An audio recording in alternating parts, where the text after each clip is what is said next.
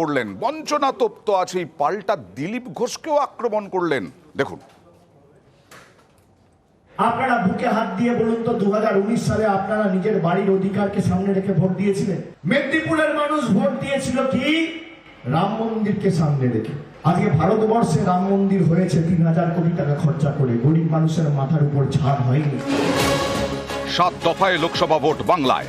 শনিবার ভোট ঘোষণার পর তৃণমূলের প্রথম প্রচার সভা হলো পশ্চিম মেদিনীপুরে। বেলদার সভা থেকে ফের কেন্দ্রের বিরুদ্ধে বঞ্চনা ইস্যুতে সুর চড়ালেন অভিষেক বন্দ্যোপাধ্যায়।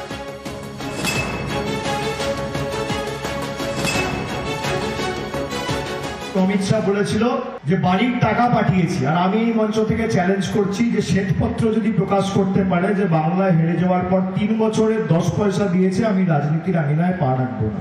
এই চ্যালেঞ্জ যদি বিজেপির ক্ষমতা থাকে, এই সভা থেকে আমি করে গেলাম। বুকের পাটা থাকলে এক বাপের বেটা হলে গ্রহণ করে দেখাবে। বিজেপির উচিত এই চ্যালেঞ্জ গ্রহণ করা, হ্যাঁ কিনা বলুন? যে আমার চ্যালেঞ্জ গ্রহণ করতে পারে না, সে আপনাকে গ্যারান্টি দেবে? যারা তৃণমূলের থেকে হিসাব চাইছে, হিসাব তাদের থেকে চাইবেন যারা আপনাদের থেকে ভোট নিয়ে গেছে। আমাদের ভোট 2026 সালে, আমরা ভোটের হিসাব 2026-এর আগে 25-এর শেষে মানুষের কাছে রিপোর্ট কার্ড পৌঁছে দেবো। বেলদা মেদিনীপুর লোকসভার অন্তর্গত। এই মেদিনীপুর কেন্দ্রে তৃণমূলের প্রার্থী জুন মালিয়া। 19-এ মেদিনীপুর লোকসভা আসনে জয়ী হন বিজেপির দিলীপ ঘোষ।